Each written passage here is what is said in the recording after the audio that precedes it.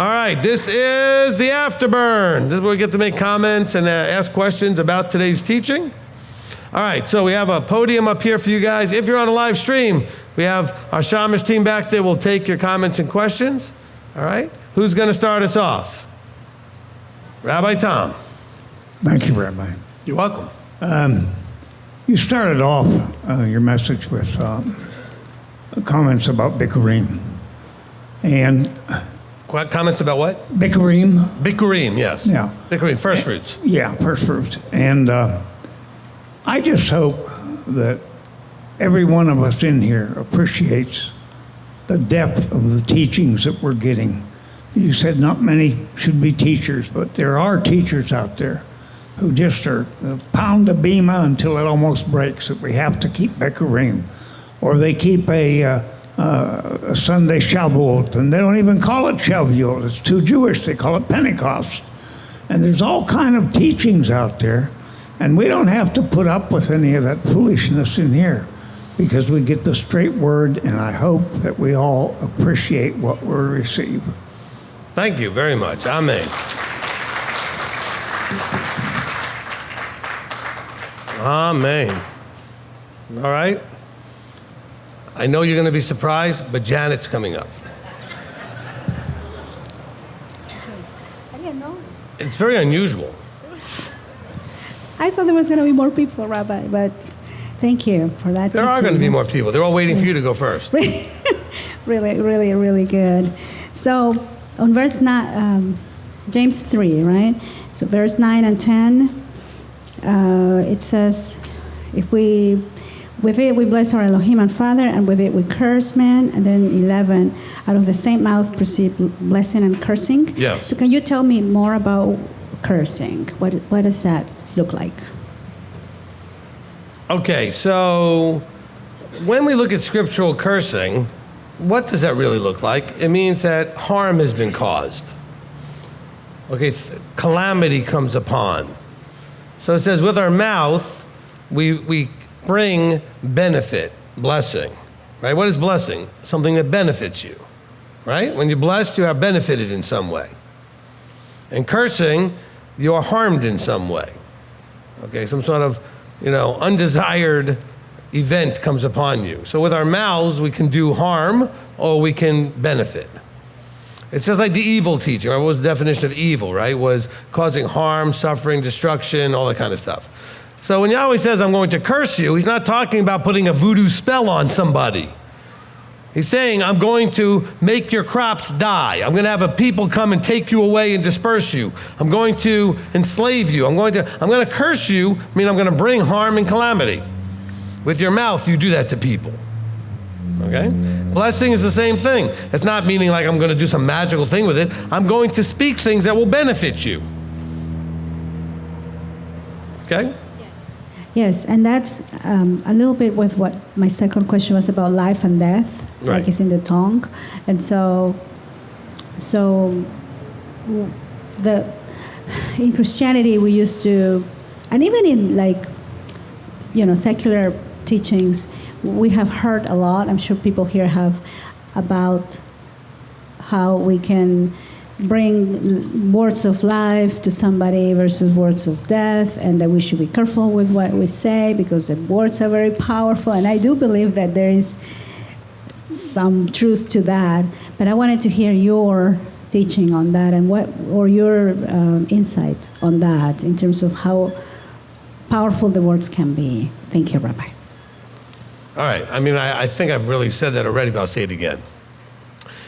If you have a word in season, in other words, if you say what somebody really needs at that moment, they may need somebody to just say something encouraging. Somebody maybe just needs you to believe in them. Maybe someone to just believe them when they're saying all this horrible stuff that's going on, and people don't seem to believe them about it, and they just believe them. So when you say things, you're speaking life into them because you're giving them some hope. Okay? Life that we, especially when we talk about eternal life, is all based on a concept of hope. Without hope, there is no life. We start dying. We live because we have hope of something to look forward to. So when you speak with people, you can either cause them to have more or less hope. And when you cause them to have less hope, it's essentially like bringing death into the deal. Not like it's over and they're going to die, but you're bringing them into a realm that leads to death.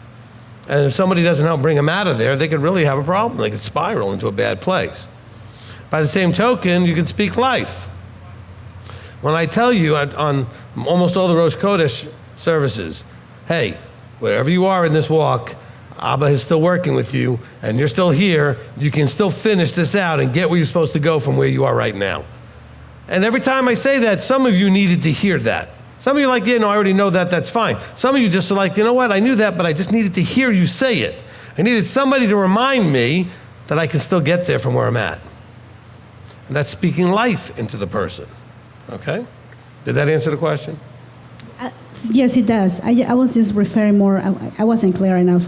Words that we speak ourselves, like we've been talking about positive affirmations and things like that. So more like self-talk. Personal development, yes. From a self-talk. Yes. Okay, so self-talk is exactly the same thing I just said, except you're the one saying it to yourself. You can either inspire yourself by encouraging yourself and creating that strength of hope, or you could destroy all that and become very fatalistic and quit and just believe that it's over and there's no point, right? So we can speak all that stuff into ourselves and often do more than even the people outside of us. So yes, you should be aware of, there's a reason why the scriptures, especially in the New Testament, a lot of the writers refer to our hope, to remind you that we have a hope, okay? The nation of Israel has a song, Hatikva, it means the hope, okay? All right, Ashley. Thank you, Rabbi. I had a question about teaching. As I've heard Berkson say a lot, this feast train up a child the way they should go. Mm-hmm. Obviously, I don't need to state I've never been in this kind of Bible walk before. And thankfully, Constantine has your videos to watch. But then when he's, no disrespect to you, but when he's bored of the videos, watching TV for so long, he wants Daddy or me to read him a story and tell him about it. And I'm just like, I don't know what I should do with that because I don't feel like I don't want that double judgment, one. And two, with his dreams and aspirations, I don't want to send him down the wrong path. So what, if for my family, how do I, especially like Bible time and stuff like that, how does that come into play? All right, so you can do, there's two things that I would say that you could do, okay? Number one, when it comes to things like the Bible, it's good that he's listening to teachings and he's got the Parsha pearls and that kind of stuff. What you can do if you do not feel confident to teach the Bible stuff to him, do what I've told all of you to do. Read the Bible, don't study it. Study it with your teacher. So that's what we have teachings for. But you can read it with him, make sure you understood what was there from just like what it actually just says. And so read so that you're reading it with him. Let him read, let you read as that develops as far as his growth. Then there's so many other things in life you could be teaching him that are not the scriptural stuff. He still has to grow up to function in all other aspects of life as well. So when he gets bored, if he's listening to some of the teachings, well, then teach him other stuff. Okay. Then put the mic back here. Sorry, I do. It's just I don't know how he gets so much done. Like he wants to get done in a day. He's more. I'm very proud of the young man. He has a task and he gets them all done in a day, and he still has time left over. But when I read him the Bible, he always asks me questions, and that's where I'm like. And if you don't feel confident with the answers, you write them down. And he's talked to me before, so just bring him to come see me. Okay, you're going to see him a whole lot more then because I have a book of them. I like answering Constantine's questions. Okay. Okay, don't worry about it. so can I just have him bring his book to you then? Okay. Look, if I'm going to be like a father to you, that means I'm like a grandfather to him. You can bring him to me, okay?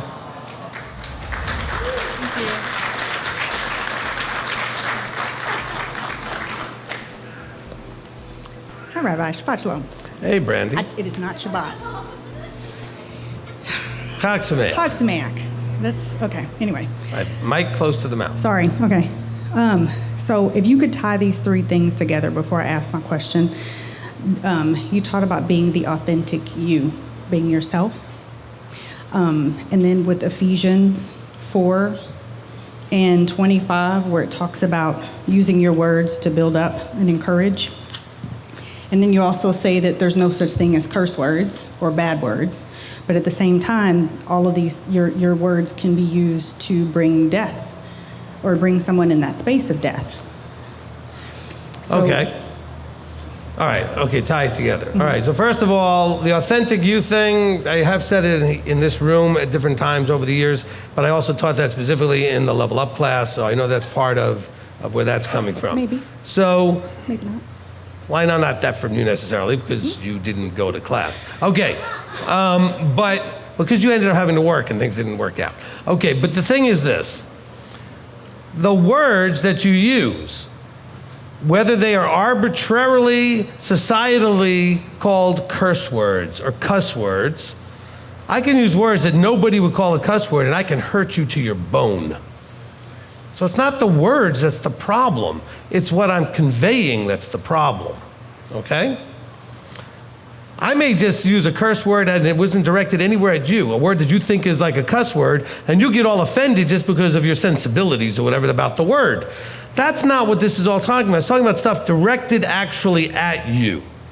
You're a loser. You'll never amount to anything. There wasn't a single cuss word in there. But boy, that could destroy somebody. You're nothing. You'll never be anything. You're garbage. Anybody have family members, people talk that into your life, okay?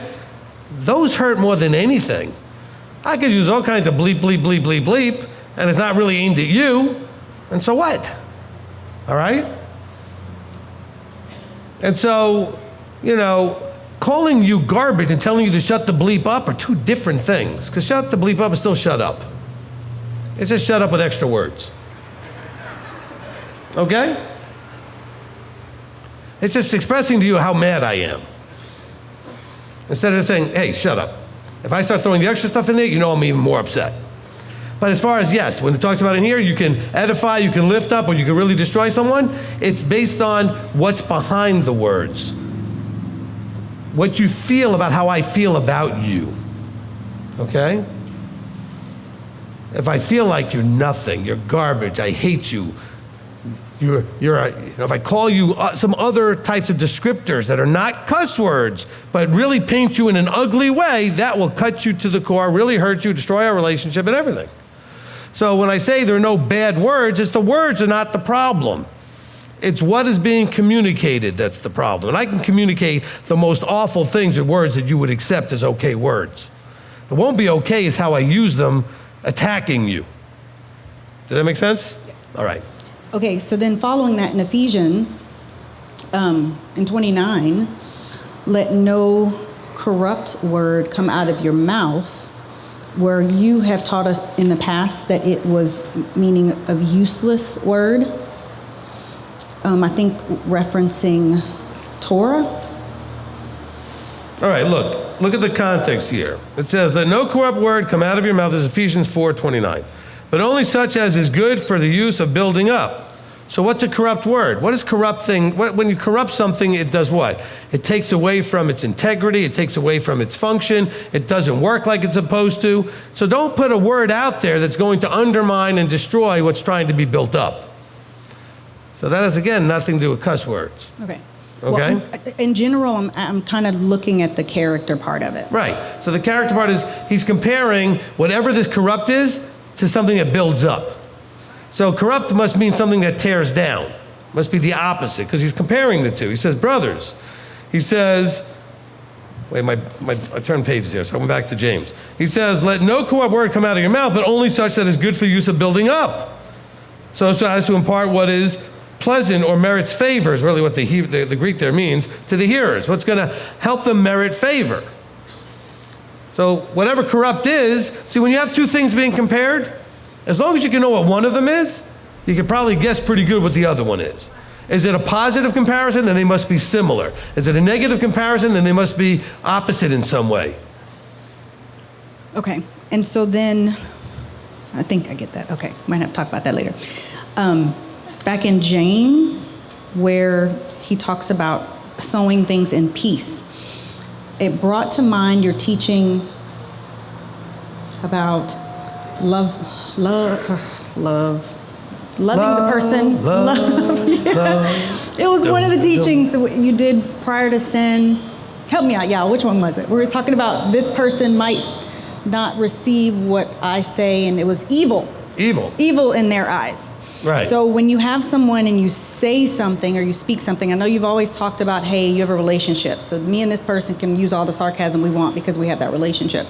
But just in general, when it comes to sowing things in peace and having the fruit of righteousness, if that person is the person who hears the word and they get offended or it's evil or whatever, would that be considered a breach? Because we're doing the opposite, or I guess essentially hurting that person? Does that make sense? Look, relationships are very challenging and often incredibly fragile. And so they're not really hard to breach. But that doesn't necessarily mean that it's a reasonable or rational breach. It could just be, again, a person who's triggered, PTSD, traumatized, dramatized, whatever, and that something you did then brings that feeling of breach when really there wasn't one, but it still triggered it. Okay? So breaches can happen with nobody doing actually anything that was actually wrong. Gotcha. But it's the perception of the person, okay? So we have an objective breaching and a subjective breaching. Because in communication, we get back to that tongue thing. I can tell you, every time a husband and wife come in and argue and fight and whatever in front of me, each one does not, I promise you, remember whatever was said the same. They both were there. He said, she said, but they can't agree on what he said and she said. And it's not because they're twisting it on purpose. Everything is filtered to how you were feeling at the moment. So it was either bigger or smaller than it maybe really was based on how you felt. If you were in a bad place, it might have taken as much bigger than it was. Okay? I've had people say to me, why are you upset? And I am not upset at that moment. I'm like, I'm not upset. Like, you keep calling me upset, I'll get upset. I'm not upset. I'm talking to you. I'm not really happy about something. I want to correct it. Upset is a different level. Okay? I'm disappointed or I want something fixed. I'm not upset. I'm just trying to correct something. But to you, correction might only mean that I get corrected if the other person is upset. So you may say, I don't understand why you're always upset with me. I'm not. But you're responding that way, so you now perceive there's a breach, because you, in your idea of relationship, if a person's upset with you, there's a breach. So we have to understand that part of this is because we all need a lot of therapy. Because of how sensitive we are. Or I should say how hypersensitive we are, okay? And so we tend to overreact and filter. Why are you yelling at me? I'm not yelling. But correction, in somebody's experience, may always mean that if someone's correcting me, they're yelling at me. Yelling is a tone of voice. So I can't be yelling at this tone of voice. But I've had people accuse me on the internet that when they called, I screamed at them. Thankfully, I had a person sitting next to me in the same office when that happened who was like, you never raised your voice. You were very kind. But the person was being corrected because they did something really they shouldn't have done with funds we had sent them for benevolence, et cetera, et cetera. They didn't like being scolded and corrected. So they told everybody they were screamed at. Never raised my voice. So this, and I have proof, right? Because I had a witness. But yet she was convinced. So you could probably have that same problem. You're convinced something happened, but it depends on how emotional you are. You may not be actually remembering it the way it actually happened, because your feelings are going to color it in some way. Not usually in a good way, like a helpful way to whatever's going on. All right. Bob. Hi, I'm Bob. I need correction and counseling. Okay. Good way to start. Live stream, you're going to be next after Bob. This teaching is just really... Got to hold the mic right there. This teaching has really exposed some things in me that the Creator wants me to work on now, thanks to you. You're welcome. Last night, whenever I finished up over in the other building, I was walking out to leave, and this ties into this message. Dion from California noticed, that my demeanor and countenance was not what it should be.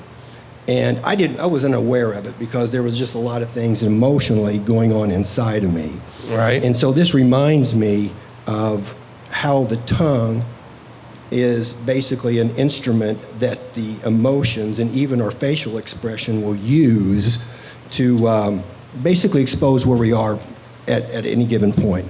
So my question is, at the end of the day, on certain days, not every day, where I have just a lot of things that I've had to deal with and just solve, I cannot be at my best. I'm impatient, and I take it out sometimes on those that I love the most. So is there some tools that when I know I'm in that emotional place, I can kind of hit a reset somehow so that I'm less likely to have a mushroom cloud moment to someone that I love? All right, no problem.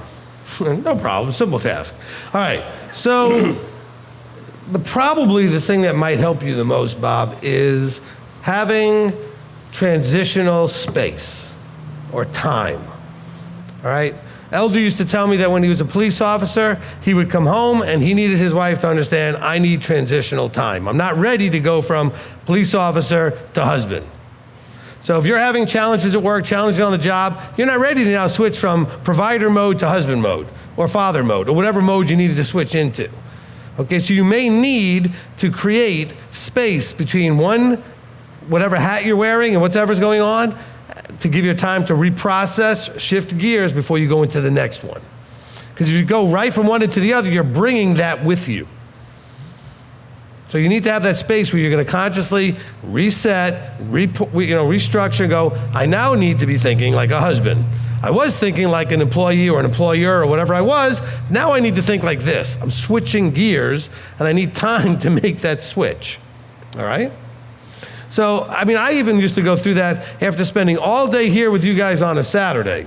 And I would work all week long to get to Saturday, and Saturday was the longest day for me. I would go home, and my family knew I was going to sit in the living room, watch some dumb show, watching people dig for gold or whatever dumb thing I was watching, for an hour just to unwind all that. And then once that was done, I was ready to be dad, I was ready to be a husband, ready to be whatever.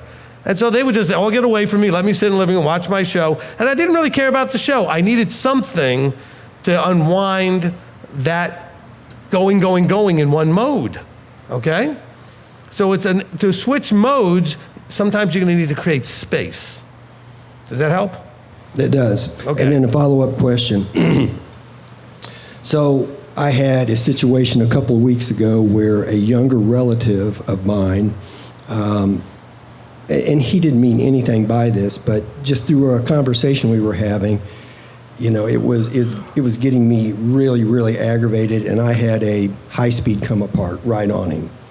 And my question is, I followed up with a text to him and said, hey, I was out of line. I apologize for what I did. And I'm glad I did that because he responded back with this long paragraph of how he felt after I had my little come apart. Right. So my question is,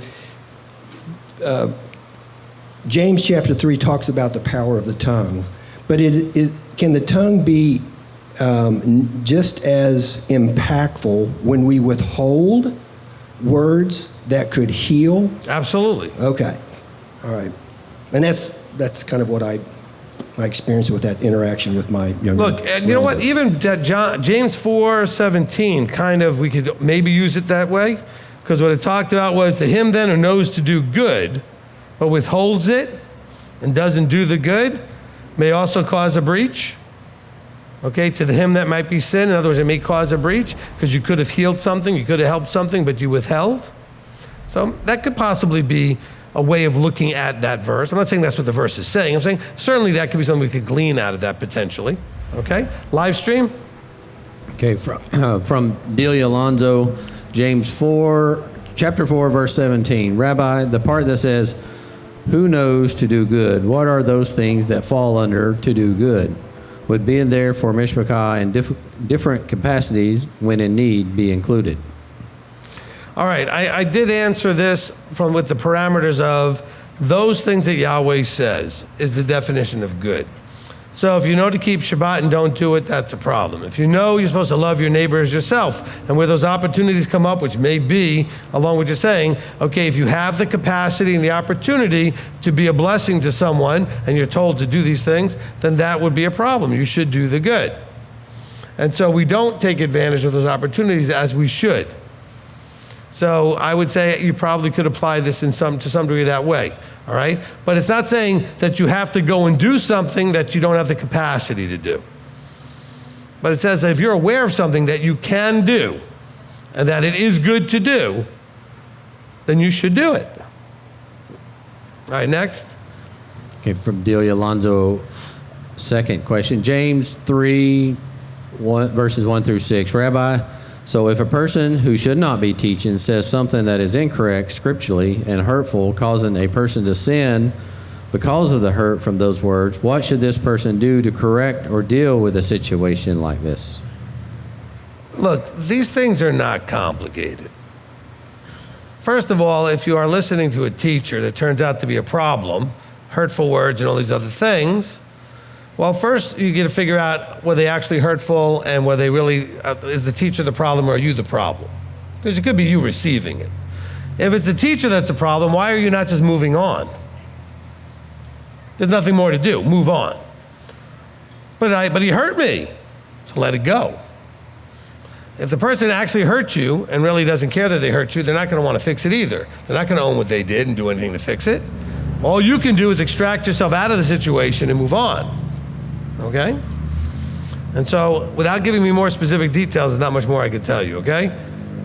Okay, so the question is also, be careful when you say that the person who had hurtful words, whatever, caused you to sin. You do have to own some of this. Some of it's on the teacher, the double judgment. Some of it's on you for what you do. So it really just depends, all right? Now, especially if you're going to say that the teacher, you're not just saying taught incorrectly, but said hurtful things. Well, you have a different relationship problem than it being a teacher. It just felt worse because it came from someone you thought was a teacher. Okay? So it's the incorrect part and hurtful. I've seen people do that. They use scripture as a weapon, and they can say very hurtful things, wrongly wielding the verses. I don't know why we allow ourselves to feel hurt. Oh, but he hurt me. No, he said things and you received it that way. But he called me names. Well, so what? Why did it hurt? Because you have emotional attachment to the person, or you have sensitivities and insecurities and things that got stepped on or something. A fully secure person can get spat on like Yeshua did, cursed, mocked, and everything else, and not say anything. What did he say, actually? He said, forgive them. You'll be wanting, fire and brimstone to fall on them. Next.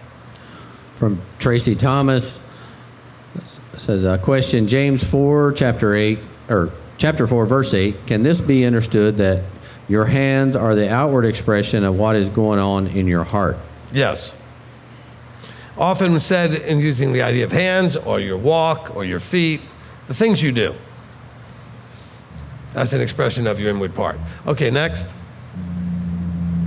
From Jay Jones, how do we delineate between, quote unquote, teaching and earnestly contending for the faith once delivered to the saints? Referencing Jude chapter 3. Thanks, Rabbi, and great teaching. Oh, my goodness. All right. Okay, so in Jude, verse 3. All right, so Jude's only one chapter. All right, beloved ones, okay, he says, making all haste to write to you concerning our common deliverance, I felt necessary the necessity to write to you, urging you to earnestly contend for the belief which was once delivered once and for all to the set-apart ones. So what do you think contending means? I mean, contending isn't you arguing with me. Contending is you holding on to something and not letting me take it from you. So contending for the faith once delivered, think of the faith once delivered as like a dog bone. And you got a hold of it, I'm trying to pull it away from you. You're contending to hold on to it. You're not arguing with me whether or not it's a dog bone. Okay? And so this contending thing is not, as Christianity may have taught, I don't know where that would have come from, it's not arguing with people about the faith. It's so when somebody tries to push you in the wrong direction, you say no. You don't have to argue with them, you don't have to convince them anything. You contend and say, I'm going to cling, cleave, and hold tight to what was once delivered. This isn't about contending with people. He says, verse 4, for certain men have slipped in, whose judgment was written about long ago, wicked ones perverting the favor of Elohim for indecency, etc. In other words, he's saying, hold tight and don't listen. He didn't say argue, debate, and convince people of anything. Does that make any sense to anybody? All right? Okay, I'm going to say something, and this person and maybe other people are going to have a real problem with it. It is not my opinion, I guess I'll have to say it that way. I think it's much stronger than my opinion. It is not your job or responsibility to straighten anybody else out. Period. It is your job not to let them set you astray. So you don't listen to them. You don't give them access. Okay? If they start pushing in direction, you say, I don't want to argue about that. I'm not going in that direction. I don't agree with you. Oh, well, why don't you agree with me? I don't need to argue with you. Because you know what? You read Jude, well, now go back and read Titus. Okay, you want to read Jude? You got to balance these things out together. Okay, so Titus 3, hold on, and verse 9. Okay, he says, but keep away from foolish questions, genealogies, and strife and quarrels about the Torah. Wouldn't that be exactly what we're talking about here from Jude? He says, because it's unprofitable and useless. He didn't say, don't contend for the truth to Titus. He said, don't argue with people. It doesn't get you. Have you ever really argued with anybody and won? I mean, seriously. Have you ever argued about your beliefs in Scripture and won the argument? No. Did you lose a friend over it? Probably. Did relationships get really damaged? Probably. You can't get good fruit over arguing over Torah. Oh, but it says to contend. Yes, you contend and hold tight to what you understand the best you can. Leave the other guy out of it and alone and just say, I don't want to argue with you. All right? Because I don't argue with people. People call me up if they want to start arguing. I say, you're called the wrong place. I'm not arguing with you. If you mail me something that's an argument, I'm not reading it. I'm throwing it out. I'm not arguing with you. Oh, well, you're just too cocky. You won't listen. I will listen to anyone who is my teacher. You need to listen to whoever's your teacher. I don't have to listen to my students. Take that any way you want. You're going to say, oh, that sounds cocky as hell. I don't care. That's not the way it works. Well, you're not my teacher. Good. Go find one. You need one. At least have enough respect that I'm somebody's teacher. Don't argue with me if I'm not your teacher. Because clearly then you're not my student. So why are you even listening to me?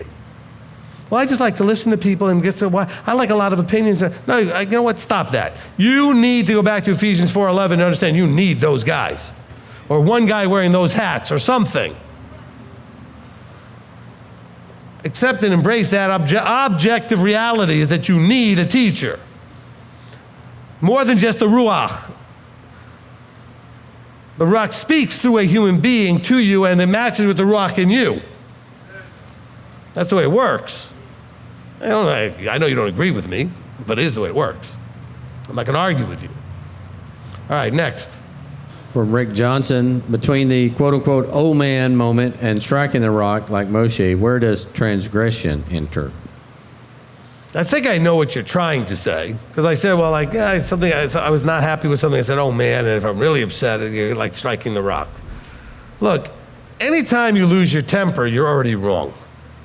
You are. I mean, I lose my temper, I know I'm already wrong. Doesn't matter if I felt like I had justification for losing my temper. I've lost my emotional control, the discipline over my emotions.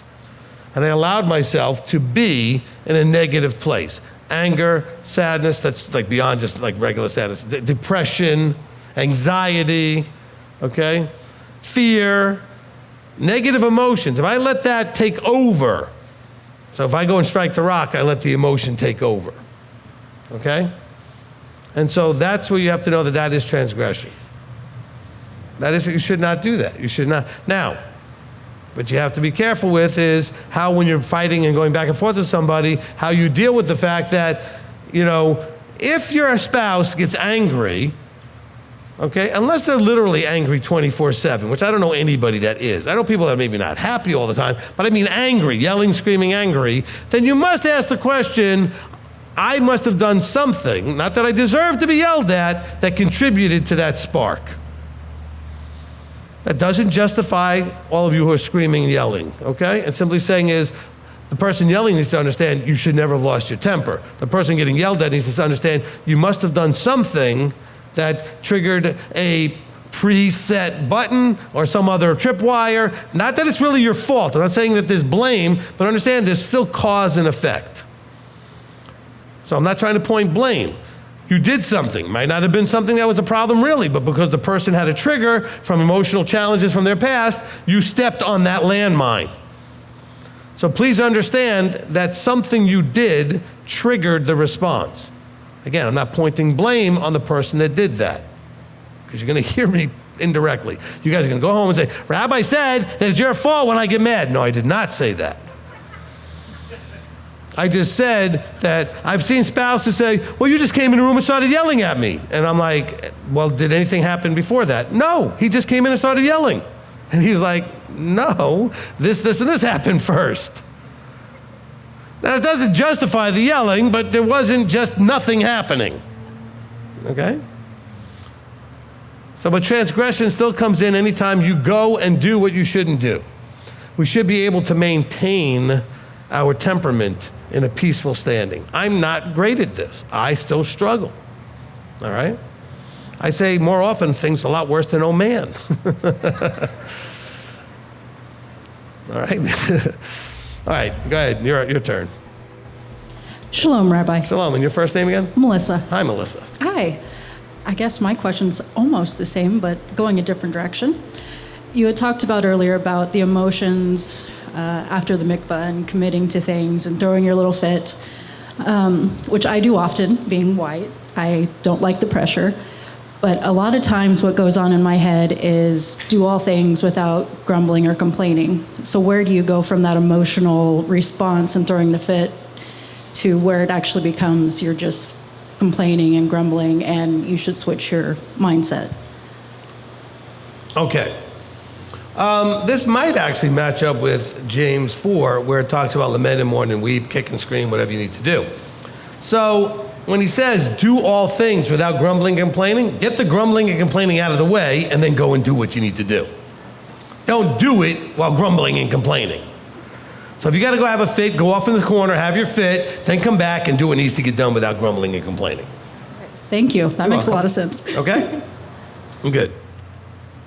Because it doesn't help anything to go and do it grumbling and complaining. Okay? Hi. Hi. All right, so Anna, it's so interesting to have you actually in person instead of typing in. Instead of the live stream. I know, it's really weird to be here in person. So I don't think I have a correct understanding of what being humble or walking humbly looks like. So whenever I try to focus on being humble, I think I tend to hyper focus where I'll be having a conversation with somebody and I will try not to talk about myself because that's not humble. Or, we'll be singing at worship and I will probably not sing as loud because that's not a humble thing to do. So if you could maybe help me understand. I think you got half of that probably right. And so like half meaning, it could be a humility problem if you find yourself only or trying to focus on talking about yourself or redirecting a conversation towards yourself, okay? So that half, I think that would make some sense. On the other side of it though, singing full out is only gonna be a humility problem if you're trying to have everybody notice you. If you're just in that place and singing and praising, then sing and praise. Some people do it louder, some people do it quieter. Some people sometimes even sing on key. Not all of you. But I don't care. I sit there watching the person just full out loving what they're doing and don't care that they haven't hit a note right, okay? So I don't know that would be a humility issue. Watching to see if you start to have things be about you, that's where you may have a humility problem. When it starts to be about you, okay? Especially when you start to put you in front of other people. So it's not just about you, now you're putting yourself above or ahead of.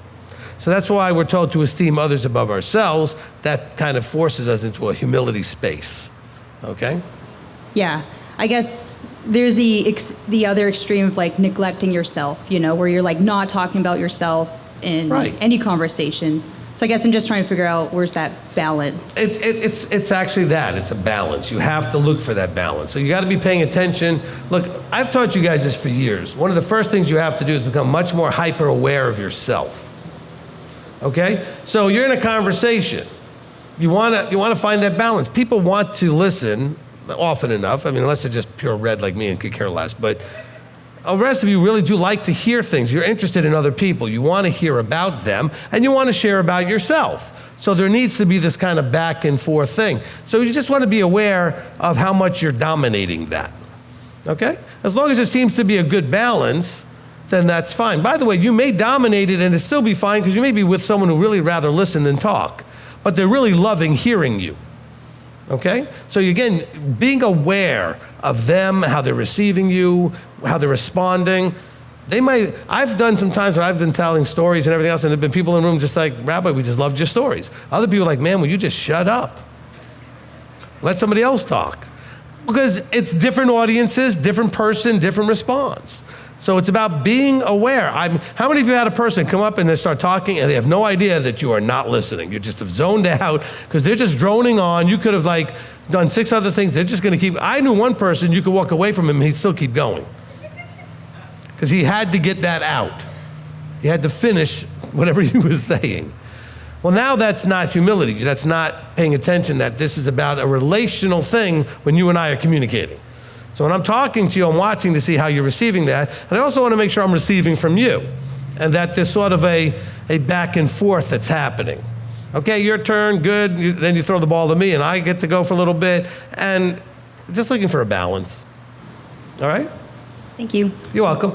And again, that balance may be more you than them or more them than you, depending on who needs what.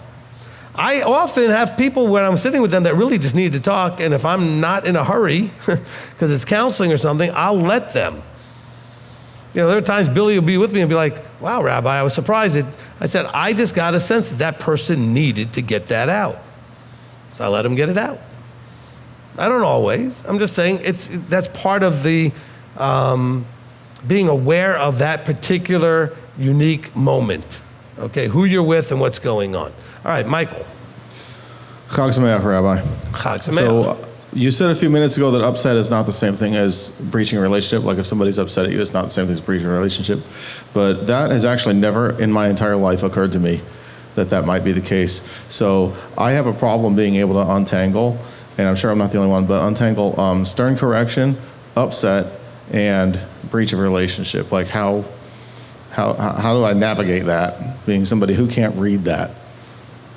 Okay, I think you got something I said wrong, or I just have to restate it to be more clear. If somebody is upset, a relationship got stepped on a little bit, okay? If you actually are upset. What I was trying to say is that people have thought, you or me or whoever, thought other people were upset when they really weren't, because there may be a discussion happening where we didn't have a breach. I just need you to know that if this continues, we might have a breach, and this needs to get fixed. Okay, but if I'm already upset, then there's been some level of breach. I've now felt hurt in some way because there was a breach of expectation in the relationship. You did something that I didn't want you to do, didn't desire to do, didn't expect you to do, whatever, or I expected you not to do, and now I'm upset. That doesn't mean I'm right to be upset or not. I'm saying, but I'm feeling upset because my perception is that there's a breach, okay? But what I'm also saying is, correction doesn't mean there was a breach. Correction may come from me saying, you and I have a relationship. We're good right now, but you need to know if this keeps happening, we're not going to be so good. And then you say, well, I don't know why you're so upset. I'm not upset. I'm trying to prevent that from becoming upset. I'm trying to have a conversation to avoid being upset. Does that help? I think so. I might need to work on that a little more. Okay. All right.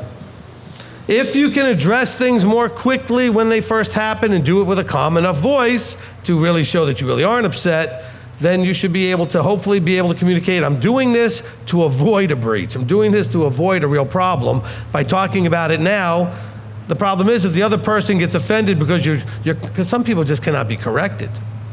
Because their pride and ego is too fragile to have anybody think that they're not perfect and they made a mistake and they're wrong or some other thing. If I correct certain people, they think, you hate me. I don't hate you. I'm just correcting you because I love you. Oh, no, but you're so mean. I'm not mean. I need you to understand this thing you're doing, you shouldn't be doing that. You need to do this. Now, the level where we get to a negative emotion, then whoever has a negative emotion at least feels like there was a breach. Okay? When there's hurt feelings, when there's anger, upset means that I'm not in that nice, steady, happy, calm, whatever. Something has upset the situation. Okay, that's the only thing that could do that is some level of perceived breach. Perceived breach. Doesn't mean anything really was breached, but I may feel that, or you, if you're the one in relationship with me, may feel there was a breach. So if your spouse is upset, they feel something was breached. So you might want to address that, but understand that whether there was or not, they're reacting by their perception. Your turn. I'm sorry, your first name again? Gian. Gian, okay.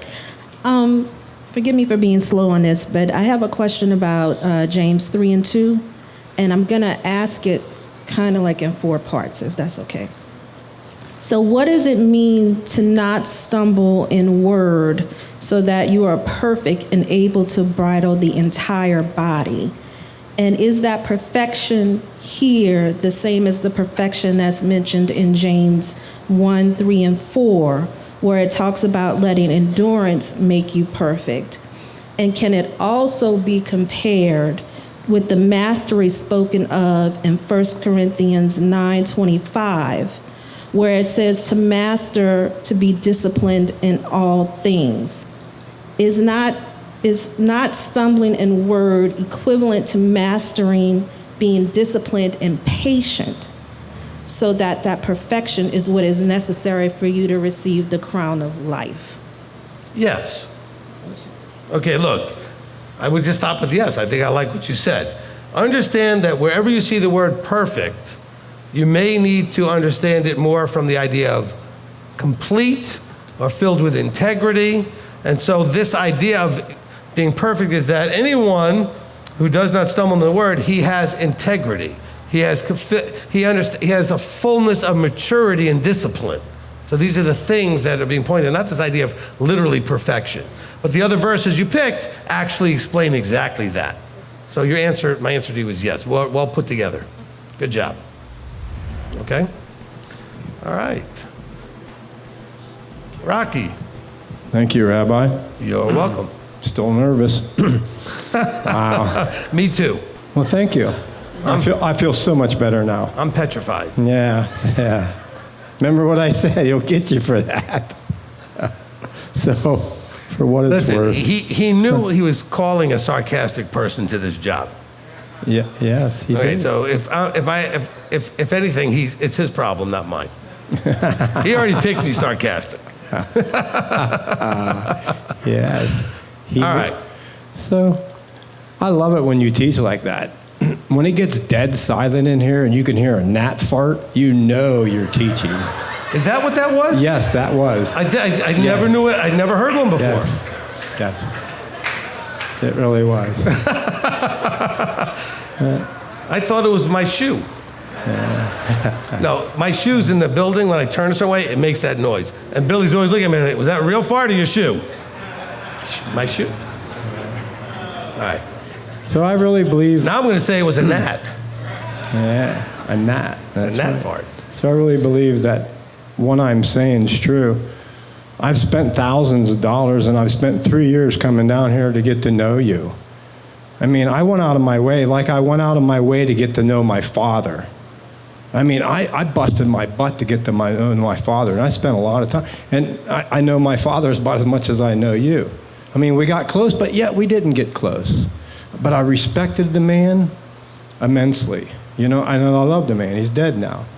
But just like I love you, and I respect you like no other man. I mean, like a father, I guess you could say that. And the reality is so real that out of billions of people that ever existed on this face of the earth to this right moment now, he's opened everyone's eyes up, at least partial. And I don't know about you, but it wasn't other ministries that taught me what this man has taught me. This man, Rabbi Steve Berkson, taught me the truth. Through his teachings, no other teachings. You know, that's why I'm here. Like I've said, I know why I'm here, because I am not all there. And it's true. Just ask my wife. She can tell you. But I just thank you so much. I'm looking forward to get to know you even more, whatever that may be. You know, and I'm just so enthusiastic about being this part of this, to being in the truth, knowing that what I'm going to do now is going to transform me. Because, you know, I believe that, well, I'm disposable. I mean, it's just all there is to it. It's either transform or die. You know, that's why I'm here. I was looking for someone that was going to take this really serious, not half-heartedly, not something that they just did or something that it was their job or something. This is this man's life. This is who he is. It's just all there is to it. I've spent enough time with the man to know. You know, I've got to know the organization in all aspects of it. And that's enough. Thank you. Thank you, Rocky.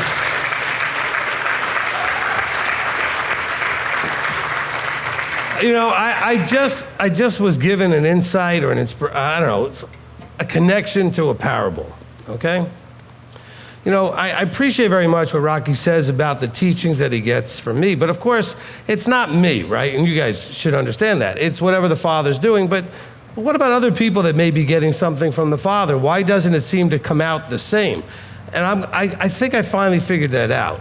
Because my first thought was that it's going through the filter of wherever they came from. But the parable has to do with wine and wineskins. Okay, they're putting whatever he's giving and they're trying to express it through where they came from. So it still ends up colored and twisted to whatever degree into that shape. Okay? And so that's where the problem is. So that's where you get the teaching with a Baptist flavor or a Pentecostal flavor or a very Orthodox Jewish flavor or whatever, just whatever, okay? Any kind of thing that would kind of skew it in a direction. And for whatever reason, you know, this ends up being so much more effective because I don't filter, all right? Of course, everybody would be like, well, everybody thinks they're not filtering. Yeah, but look at the difference in the way it comes out of me than them, okay? And that's because it's not filtered, okay? I don't make it fit into a previously understood model. So all those guys out there that are still trying to teach that Passover, that the Last Supper was Passover, is because that's what they needed to still fit into, and it doesn't fit. Or they need grace to be unmerited favor, because they need it to fit. Or they need to be salvation, but you have to do the law, but you don't have to do the law, but it works, because they can't give you an unfiltered, this is what it says, because they still have that filter in place that they can't function outside of. Everything still has to fit into the model framework that they're working with. And so that's where I say you get like the Messicostals and the Messabaptists and the because they're teaching something about Messiah from a Torah observant point of view, but it still sounds like a Baptist, or sounds like a Pentecostal, or sounds like a Catholic, sounds like a Jew, sounds like a whatever. And so that's really the difference, okay? All right? So I appreciate you, Rocky, for saying that. But please, don't overemphasize and miss the point that I am only the vessel. Okay? Okay? There's a voice that's coming out of me, but it's got to be his words or they were of no point. So it's not my teachings, it's the word that has come out of me, that was his word, the way I put it and delivered it, hopefully with minimal filtering, okay? With minimal interference, but more unadulterated. That's really what we're trying to hopefully express. Okay, Sarah Beth. Shalom, Rabbi. Shalom. I think I just made a very powerful connection. It may be extremely simple, but if I'm correct, so just like when you put puzzles together, you don't look at the box, you just let the shape of each piece tell you where it goes. You don't try to force it into what you think it should be, where you think it should go. You just put the piece in based on what it is. That's the same thing you do for us with Scripture. Excellent. Excellent. Okay, and part of where that came from is that during family game night, they pulled a puzzle out. They were doing a puzzle. I walked in the room, and they were all like, oh, here comes Rabbi. All right. So I have a reputation for liking to do puzzles. But the first thing I did was I took the box away out of the person's hand that was using the box to figure out where to put the pieces. I said, no, that's not the way you do this. I took that away. All right? Because it handicaps you learning how to make a puzzle. What you need to do is figure out how pieces go together. Look for the shapes that match, the color patterns that match. Using the box doesn't allow you to really learn the skills to put a puzzle together, okay? And then I told them, just like anything else, and I do this with Scripture, the puzzle pieces were just laid all over the table. I said, no, you need to put them in rows and organize them so that you know where things are, so that when you're looking for it, you know where to find it. So like when I do a teaching about sin, you know what I do? I first look up every verse that has anything to do with sin, because those are the puzzle pieces I need for that particular puzzle that I'm putting together. And I may need other ones that are peripherally connected, but at least I got to start with the ones that absolutely have to do with sin, okay? And so I need to go ahead and gather those pieces together. Then I got to sort them through and see some of these are this aspect of the issue, some of these are this aspect of the issue. And I start to kind of group them together, all right? And then I see what the pieces are telling me. I'm not trying to make the pieces fit into something I want them to tell me. I see what they're already telling me, all right? And so that's where there's been teachings that I've done, like, for example, the search for the doctrine of grace. I was taught, like all of you were taught, that grace was unmerited favor. Everybody was taught that for years and years and years. Happened to be a problem, though, when I looked up every verse that had the word grace in it, that didn't work. Putting unmerited favor in there did not work. It did not make any sense. It's not what it was talking about. Matter of fact, it was the opposite. I would never have been able to get there if I was trying to make it fit into something, instead of me looking at and seeing what is it. So I'll give you an example. It'd be like taking a puzzle out of a bag with no box. You don't know what you're making. And then when you put it all together, you look at it and you go, oh, look, it's a scene on an ocean with a boat. Or, oh, look, it's a scene in a field with flowers. Oh, look, but you're not going to know until you build it. But if you start putting it together, trying to build A when that's not what the puzzle is, you'll never get there. You got to let the pieces determine what it is. And so I appreciate the metaphor. I just needed to make sure they understood what it was about. All right, good. All right, any more on live stream? I don't think we have any more down here, so. Yes, sir, we have a few more. Okay. All right, from Freya Peterson, James 3, verse 15, calls it, quote unquote, demonic, and it gave me an interesting perspective on what type of behavior could be classified as demonic. Would I be right in thinking much demonic behavior is attitudinal? Yes. Okay. All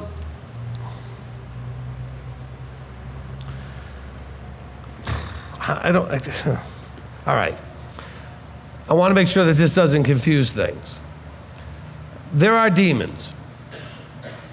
There's a devil. Scripture tells us these guys exist. But also, they tend to exemplify very specific traits. Okay? Hasatan, his main trait is what? Being an adversary to whatever Abba is trying to do.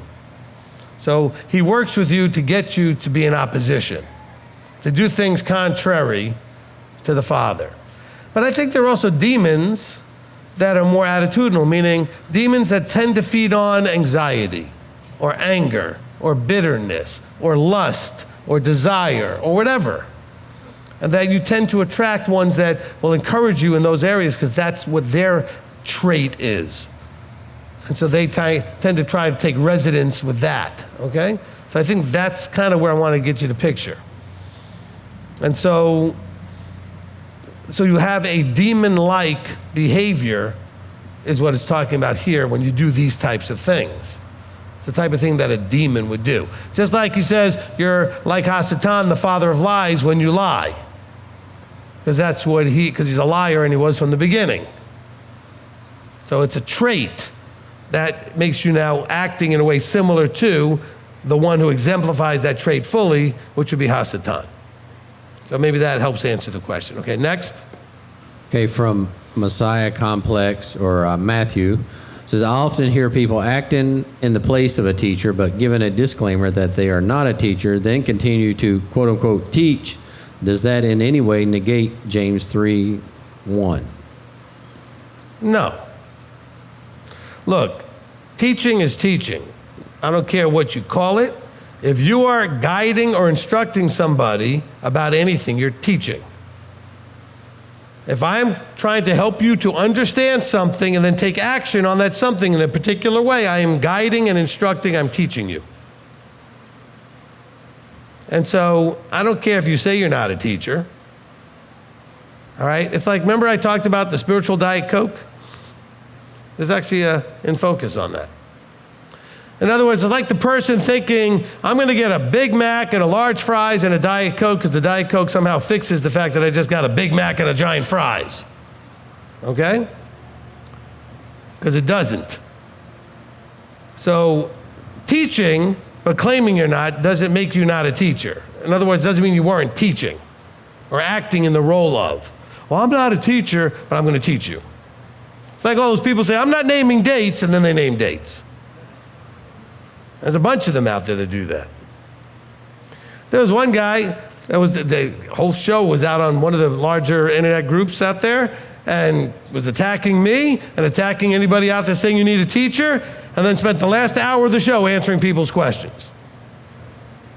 Why would you do that? You said we don't need teachers. You said we have the Ruach, nobody needs a teacher. And then you spent an hour answering questions. The hypocrisy is unbelievable. Okay?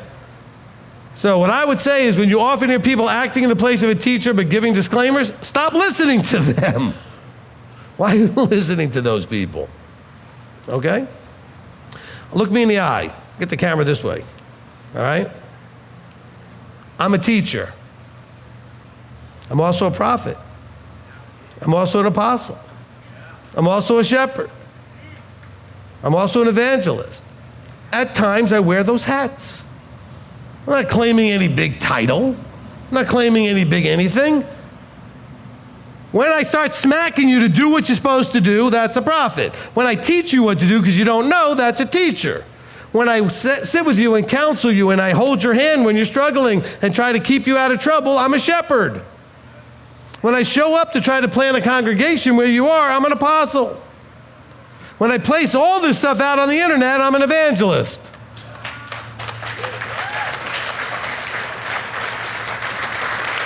No disclaimers. Okay? No disclaimers coming out of me. All right? I do believe that I do act in those roles of Ephesians 4:11. You have to figure out for yourself. Rocky believes so, some of you other believe, but you have to figure it out for yourself, okay?